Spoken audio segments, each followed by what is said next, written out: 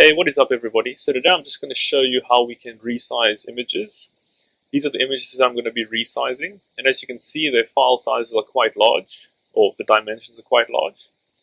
So what I'm going to do is I'm going to head over to Resizer.online and then click on this section in the middle here where you drag and drop files. Then it will ask me to select the files I want to resize. I'll click open. Here I can see all my files have been selected, or which files I have selected, and I'm just going to resize all of these to be 1000 pixels wide.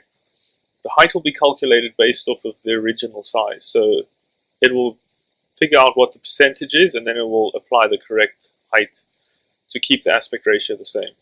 And all I'm going to do is hit resize,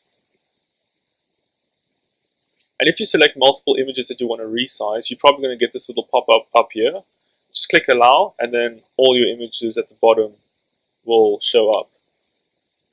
Then I'm just going to go to my downloads, and then as you can see here, all the images have been resized to be 1000 pixels wide and then kept the aspect ratio for the height.